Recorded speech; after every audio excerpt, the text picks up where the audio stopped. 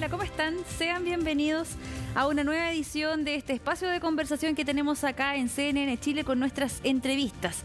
Vamos a hablar de un tema que me imagino les va a interesar a gran parte de las personas que nos van a estar viendo, porque este próximo 18 de mayo del año 2025 se va a dar una nueva edición de la Maratón de Santiago. Y también acá es importante porque cada vez hay más personas que han querido desafiarse a sí mismos, han querido también, por temas de salud física, también incluso salud mental, dedicarse o ponerle un poquito más de tiempo a todo lo que tiene que ver con esta disciplina, ¿no? Con correr.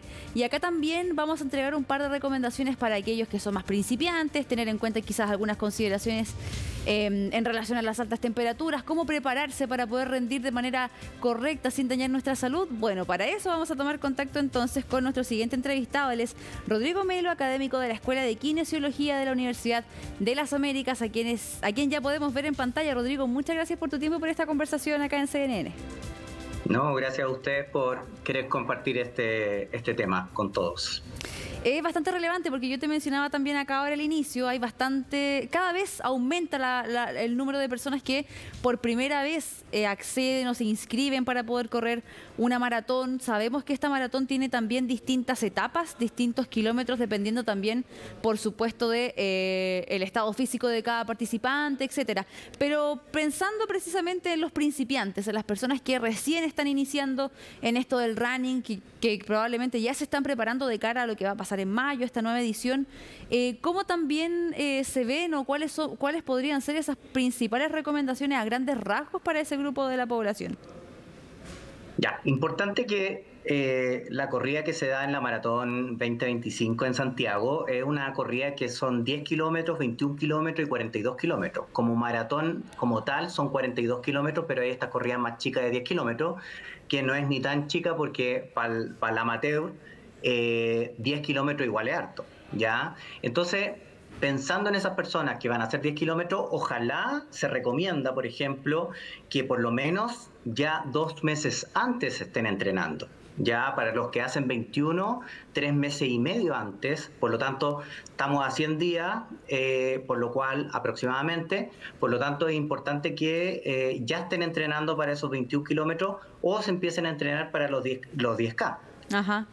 O sea, claro, tomarse el tiempo también para lo que requiere este acondicionamiento físico, sobre todo teniendo en cuenta que son personas que en su gran mayoría quizás son más sedentarias, no hacen deporte con mucha frecuencia. De hecho, tú mencionabas, por ejemplo, los 10K, que para mí me suena muchísimo, aunque quizás para muchos puede ser un poco más sencillo poder llegar a esa meta.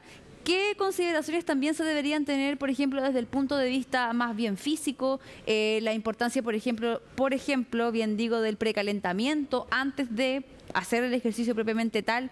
¿Cuáles son también esas consideraciones específicas para quienes están arrancando recién con estos entrenamientos?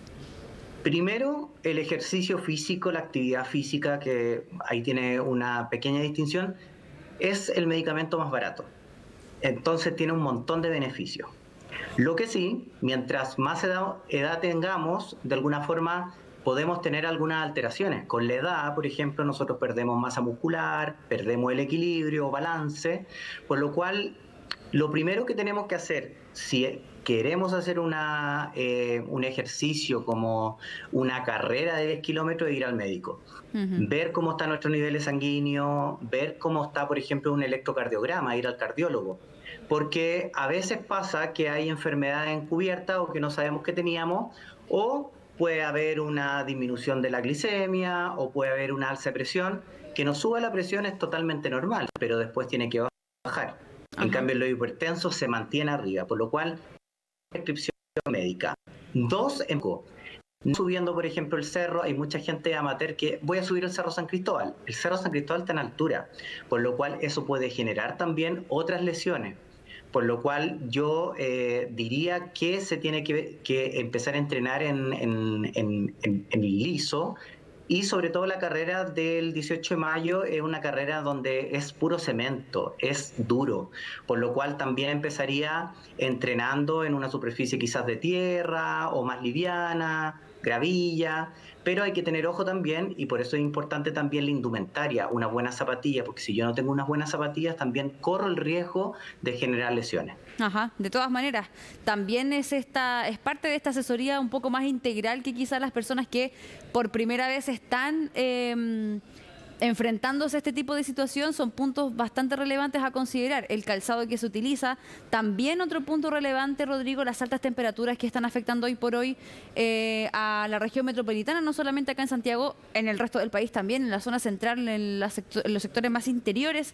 Es bastante fuerte también lo que se está dando en ese sentido. Por ejemplo, algunas recomendaciones también ahí para el momento de entrenar, porque ya tenemos estos factores que para una persona principiante son importantes, el nivel quizás de poca actividad física, la importancia del precalentamiento, no solamente para los principiantes, sino que para todo tipo de corredor, pero cómo también afecta, por ejemplo, el tema de las altas temperaturas al momento de prepararse, porque sabemos que las personas que quieren prepararse, por ejemplo, para hacer estas corridas o ya la maratón con el kilometraje más amplio, es importante la preparación, pero esto se hace precisamente corriendo. Por ejemplo, es muy habitual ver a las personas trotar en las calles cuando ya baja un poquito la temperatura. En ese sentido, ¿cuál es la recomendación para esta preparación precisamente? Primero, yo creo que dos cosas importantes que dijiste. Uno, entrenar en horarios que sean con baja temperatura. Ya a las 9, 10 de la mañana ya está aumentando mucho la temperatura, por lo cual el entrenamiento debería ser previo a eso. Lo otro, ya en la tarde debería ser 6, 7, 8, porque ya nos corrimos un poquito con el horario, por lo cual también debería ser donde ya baja un poco la temperatura, correr idealmente en donde haya árboles, donde haya sombra e hidratarse. Sumamente importante la hidratación para mantener la temperatura corporal, porque si no pueden generar otros problemas como deshidratación. Mucha gente, el otro día estuve revisando para esta entrevista también, el 2019 llegaron como 9 personas, de las cuales 6 por deshidratación, por lo cual es importante también hidratarse y evitar también, con esto evitamos calambre o evitamos otras alteraciones como desmayo, producto de estos reflejos vasovagales que nos provocan por tener altas temperaturas. Por lo cual una persona que va a hacer una carrera como esta debería hidratarse, sobre todo la última semana muy bien, el día anterior también hidratarse y alimentarse muy bien, porque de hecho la alimentación, estos típicos de tallarinatas, comer carbohidratos la noche antes, justamente tiene que ver con aumentar el glicógeno de nuestros músculos para como reserva energética, porque durante la carrera voy a necesitar esa reserva energética. De hecho, cada ciertos kilómetros, estuve viendo también la página, cada 5 kilómetros hay hidratación, por lo cual se recomienda también que se hidraten las personas. Claro. Y los que hacen una carrera más prolongada se tienen que tomar un gel de carbohidratos, eso lo tomen con agua también, es súper importante.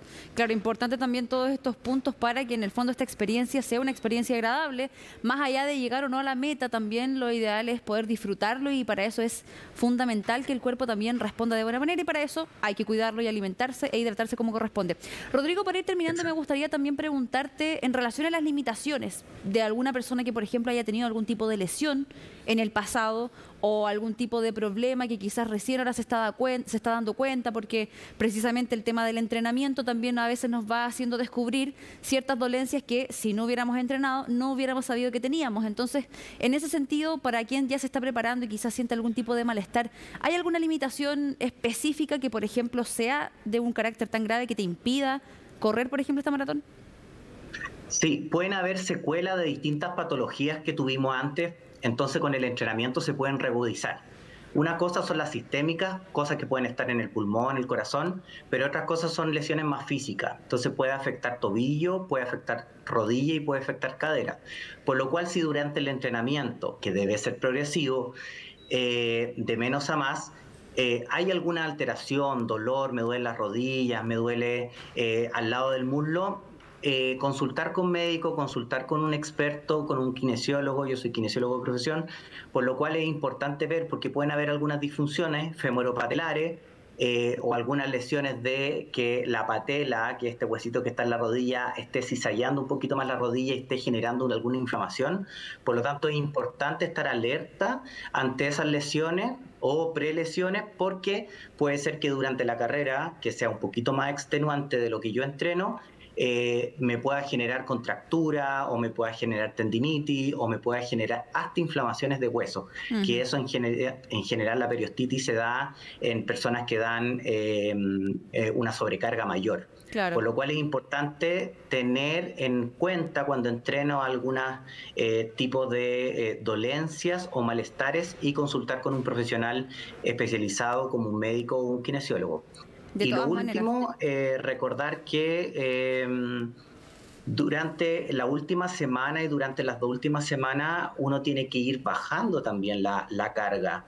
Uno no, por ejemplo, una maratón de 42 kilómetros, uno no corre una 42 kilómetros la semana antes, uno va disminuyendo, corre 21 y ahí va disminuyendo cercano a la fecha. Lo mismo con los 10 kilómetros, la última semana yo no corro 10 kilómetros, sino que voy disminuyendo hasta el día de la fecha donde ya ahí corro 10 kilómetros. Perfecto, Rodrigo, clarísimo también esos consejos. Importantes no hacer la vista gorda, por ejemplo, cuando tengamos algún tipo de malestar en la rodilla, en las piernas o cualquier tipo de malestar que quizás se pueda agravar cuando ya estén las personas de lleno en esta carrera. Rodrigo Melo, académico de la Escuela de Kinesiología de la Universidad de las Américas. Muchas gracias por tu tiempo y por estos consejos acá en CNN Chile. No, gracias a usted por invitarme y feliz de ayudarle. Muy importante entonces todas estas recomendaciones para quienes están iniciando, por ejemplo, en esto del running, en las carreras y también van a enfrentar su primera maratón. Por cierto, la importancia de la alimentación saludable, la hidratación y también lo último que hablábamos, que es sumamente relevante. A veces uno siente una pequeña molestia, pero con el pasar de las horas quizás se calma. No hacer la vista gorda de esas molestias porque pueden generar complicaciones a lo largo de la carrera y finalmente esta experiencia podría pasar a ser un poco más amarga de lo que la verdad debería ser, ¿no? Uno lo hace por pasarlo bien y por disfrutar y por entrenar el cuerpo y la mente. Dejamos hasta acá entonces esta edición de Entrevistas CNN. Yo los dejo invitados, por supuesto, a que se mantengan en la sintonía de nuestro canal y nosotros nos volvemos a reencontrar con otra conversación un poco más adelante. Que tengan